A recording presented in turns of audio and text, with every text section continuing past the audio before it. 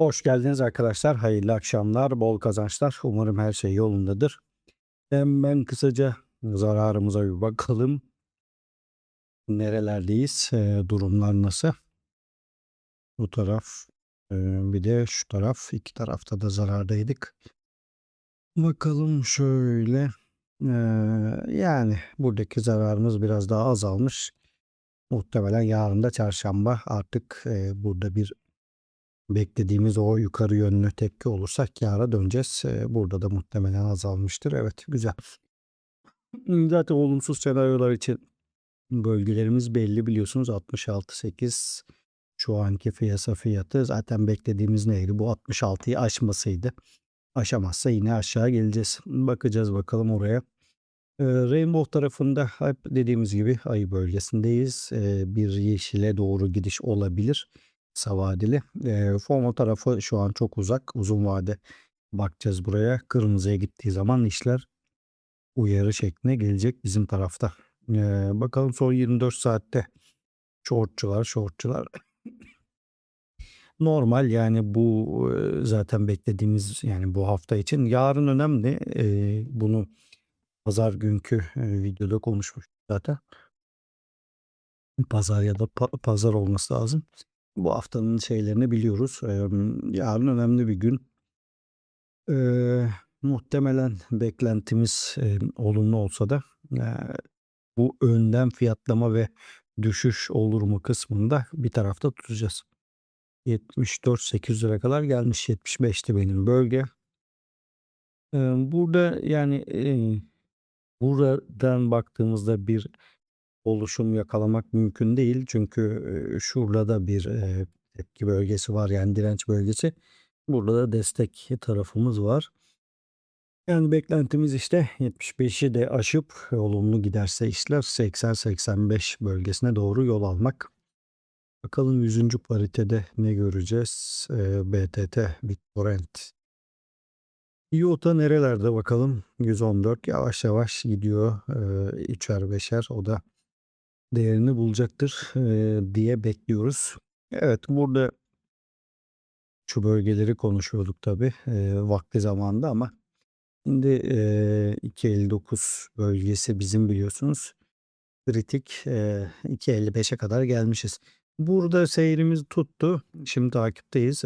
Korku endeksimiz de çok olumlu. Burada da bir sorun yok. Altcoin indeksi zaten tamamen full olumlu ama gerçekler öyle değil tabii. TRX de yeşile atmış kendini artık. Yavaş yavaş yeşile dönüyor. Piyasa olumlu bir şey tabii ki genel anlamda ama sadece buralara bakıp işlem almak veya güvenilir bir şey değil tabii ki. Bitcoin dominansı 59, Ethereum 11, Other tarafı da 30 olarak karşımıza çıkıyor. Bitcoin dominansının da biraz düşüş yaşamasını bekleyeceğiz. Orada aslında yani bu 70'lerin üstündeydi. Bitcoin'deki paranın biraz çıktığını burada görüyoruz. Ethereum 13.21, Ripple 4, BNB'de 4. Hani onları yüzdelikleri aşağı tamamlayalım. Burada da durumlar bu şekilde. Geldiğimizde Bitcoin'den başlayalım şöyle bir genel. Bizim hedefe gelmiş zaten. Güzel. Yes, buraya gelmiş. Tamam. Onu da gördük.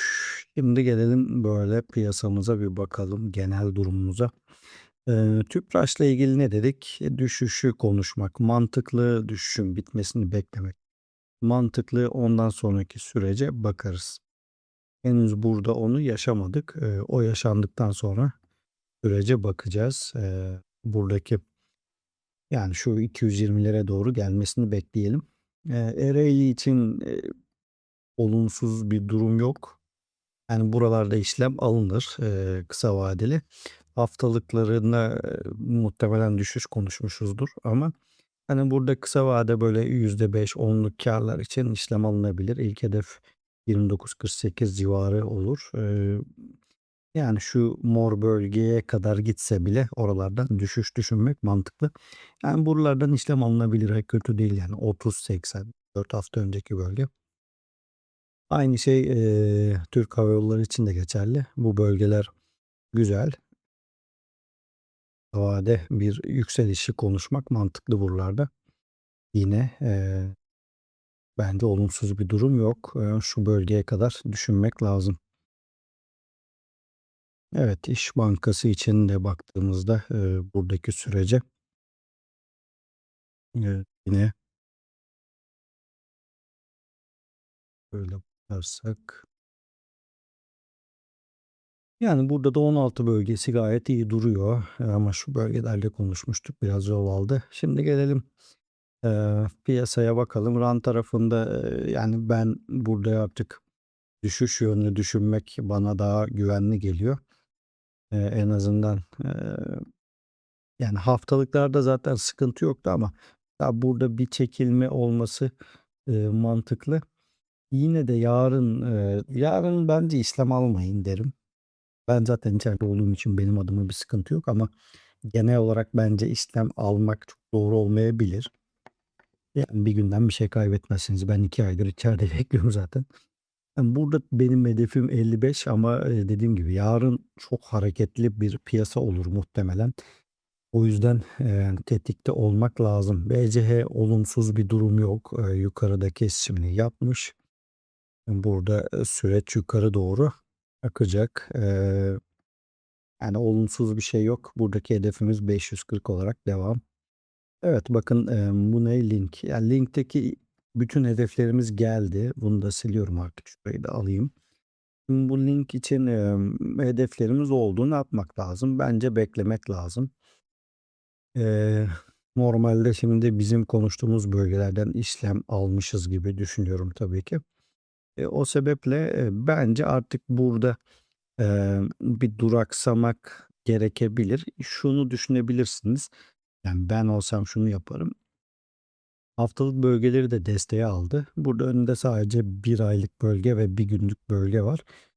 Burada risk alıp 11 küsur, yani şu 4 ay önceki bölgeyi, kovalayabilirsiniz. Ama onun dışında, yani gerçekten benim buradaki bütün hedeflerim işte demin sildik geldi, yani öyle söyleyeyim. Yine de 11.60 bölgesi, yani cezbediyorsa sizi burası bir hedeftir. Ne bu? TRX. Evet, TRX'te de, yani çizgimizin üstünde gidiyor. Güzel, olumlu bir gelişme baktığımızda. Böyle yapalım. Buradan,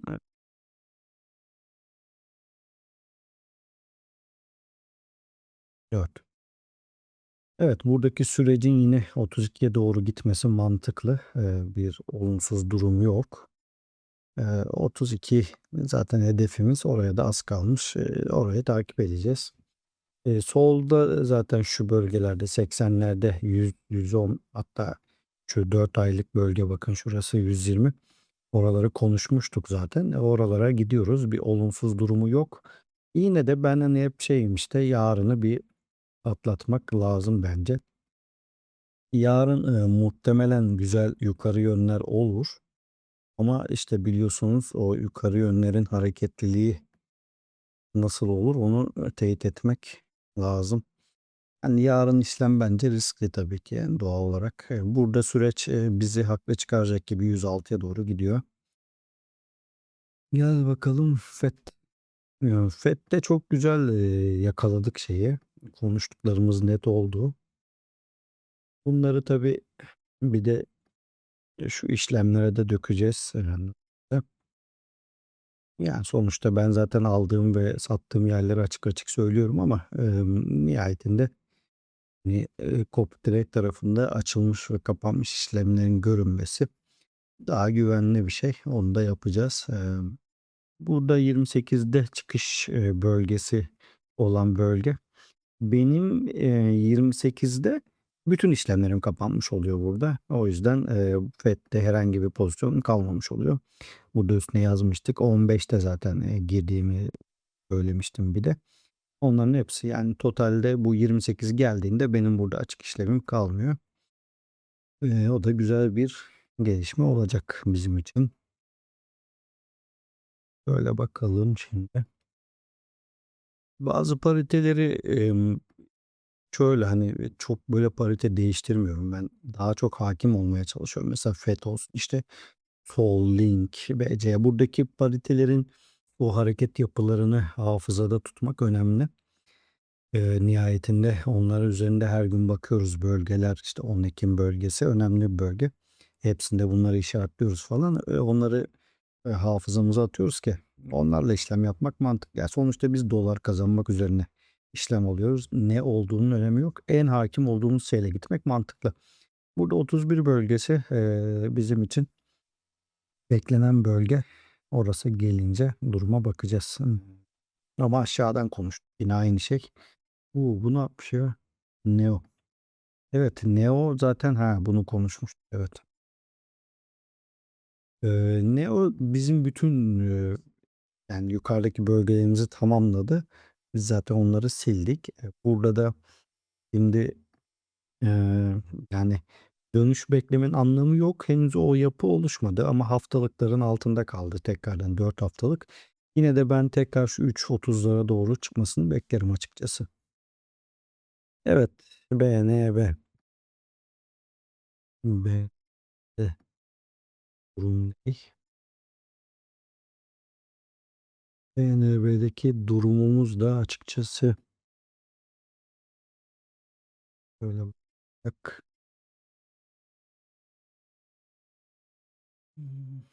Yani ben yine de burada evet 750 şu bölge benim için çok olası.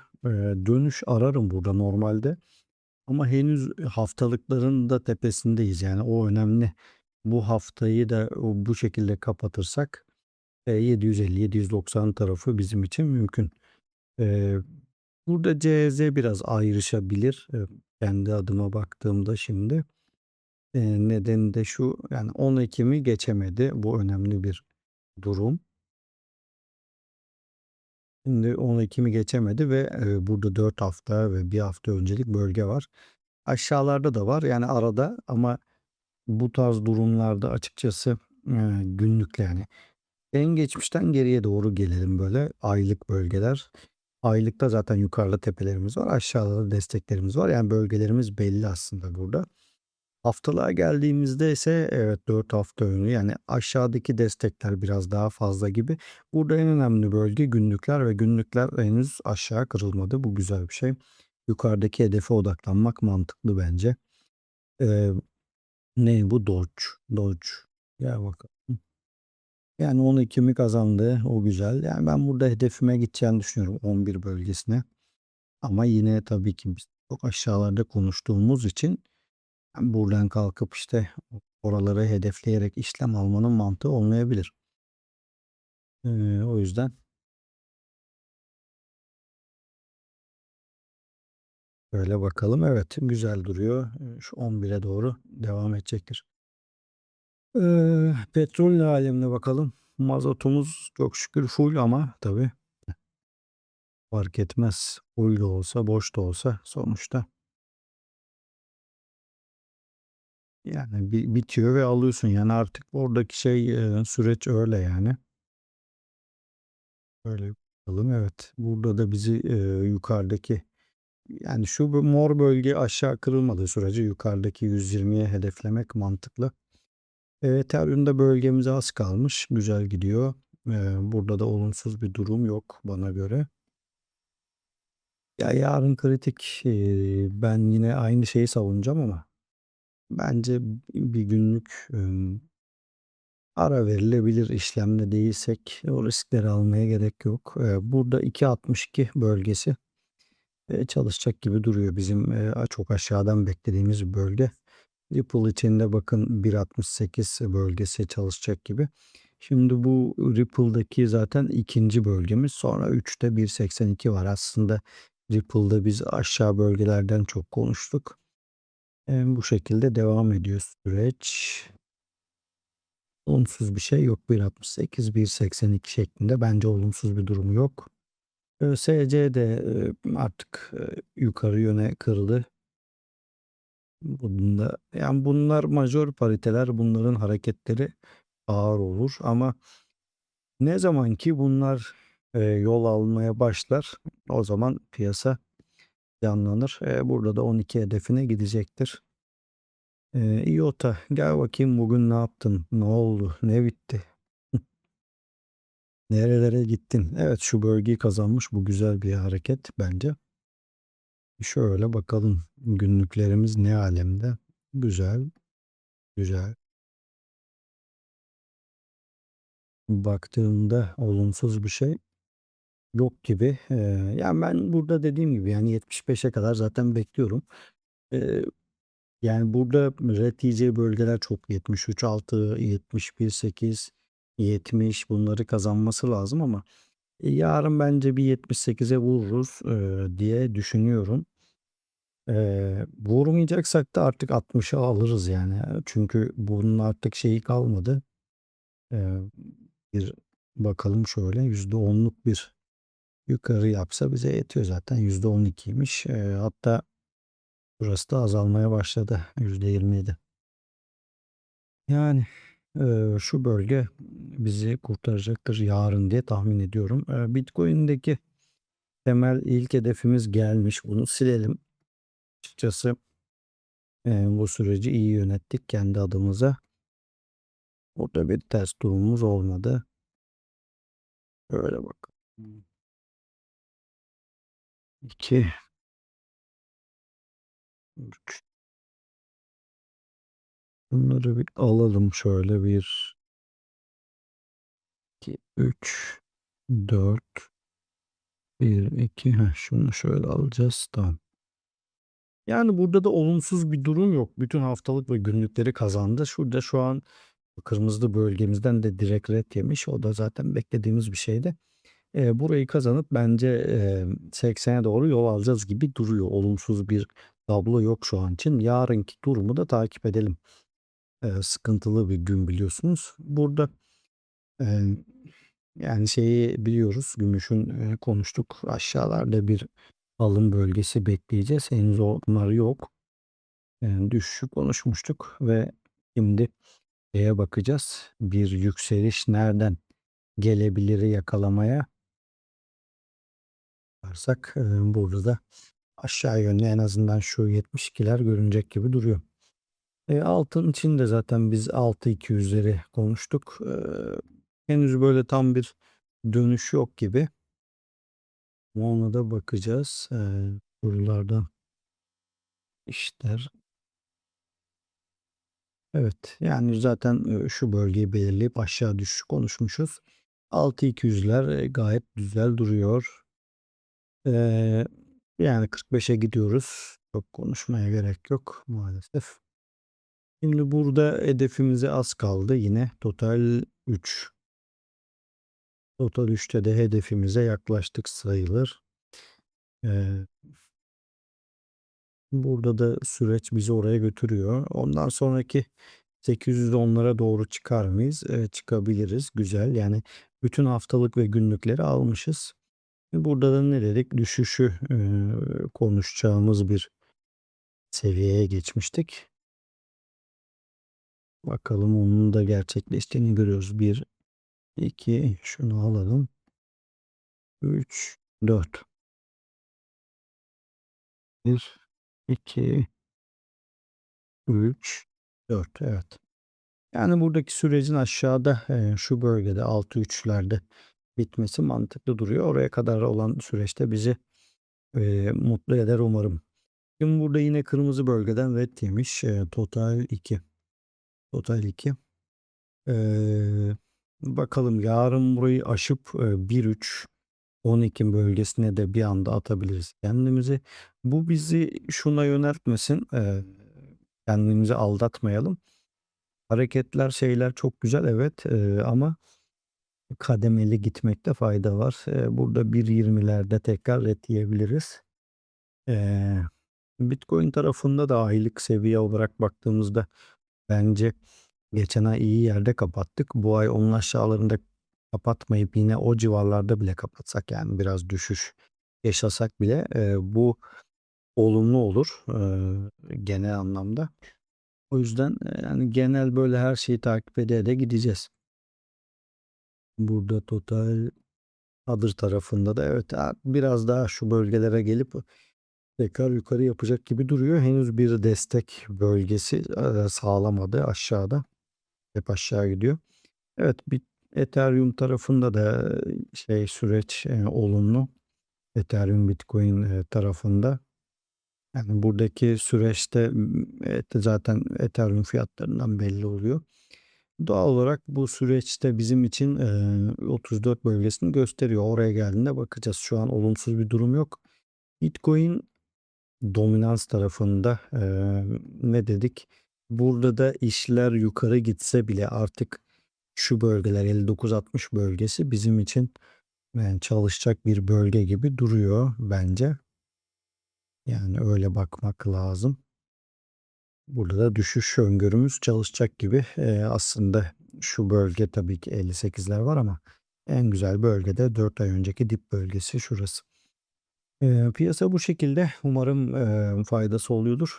Botla ilgili bütün şeyleri okuyorum ben. Onlarla ilgili aslında kafamdaki tam olarak şey değil. Mesela şöyle bir durum var.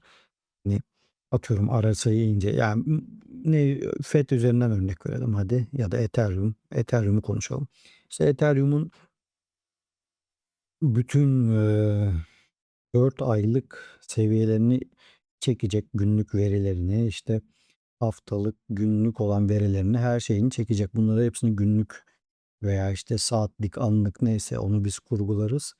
Onların hepsini çekecek. Mesela RSI'yi çekecek, mağaları çekecek, işte 200 günlük ortalamayı vesaireyi. Bunların hepsinin emm, oluşturduğu olumlu seviyede alım yapacak. O şekilde bir kurgu yapacağım açıkçası. Yani şimdilik kafamdaki o ya da eee, belki işte Ethereum'da mesela kırılım oldu aşağı doğru günlükte ve bu günlük kırılımların mesela hani diyorum ya ben işte artık günlüklerin hepsi aşağıda oluştu. Yukarıda şey kalmadı yani bizi karşılayacak bariyer kalmadı gibi olan seviyelerde alım yapıp o şekilde belki ilk haftalık ilk döneceği yerde satmak üzerine gibi kurgular yapacağım. Bunu otomatik yapacak zaten. Ben bir daha oraya bakmayacağım şekilde düşünüyorum. Yani manuel işlem açmak değil de o manuel kurguyu çok iyi kurgulayıp işlem sonuçlarına bakacağım ve bunu ben yapacağım o botu muhtemelen. Onun sonuçlarının devamını zaten görmüş olacaksınız. O yüzden belli seviyeden sonra orada bir başarı oranı yakalarsak da eee, isteyen arkadaşlar dahil olurlar. Yani benim bunun için bir ücret talebim bir şeyim olmuyor. Ya benim bu kanalda herhangi bir şey için ücret talebim yok. Ben de sizlerden çok şey öğreniyorum. Bana çok şey katıyor. O yüzden hani bu karşılıklı win-win olursa benim için yeterli. Ben hani herhangi bir beklenti içinde değilim açıkçası. O sistemi de mesela işte bir arkadaşımız bir şey dedi ve o mantıklıysa ona entegre edilebilir şekilde kurgulayacağım için oradaki süreçleri de geliştirmek üzerine bakacağız. Yani aslında eee, bu bot mesela bizim kendi ufak çaplı topluluğumuzun bir botu gibi olacak. Hani bu bota direkt belki dahil olmak isteyenlerin Telegram'ını falan alırız. Oradan mesaj gelir, işleme girdi çıktı vesaire ya da Copytrade'e entegre ederiz. Oralarını hiç bilemiyorum açıkçası. Dediğim gibi bir ücret beklentim yok. Eee, Herkese nasıl faydası olabilirse diye kurgulayacağız. O yüzden onunla ilgili yani biraz böyle o güzel olacak gibi düşünüyorum yani bakalım. Hiç olmadı da manuel yaparız zaten. Onda sıkıntı yok. Çünkü ben şöyle yapmam yani. Ben 4 atıyorum mesela şu an işte Ethereum'da Ripple, Neo, ADA, FET, Sol yani bunların haricinde bir işleme girmeyeceğim için bunları günlük rutin ben de yapabilirim. Sıkıntı yok. Ama o kadar yoğunluk yaşamaya da gerek olmayabilir diye kurtarabilirsek ötekinden de götürmeye çalışacağız. Hani kısaca da bilgi vermiş olayım. Herkese bol kazançlar, hayırlı akşamlar. Görüşmek üzere.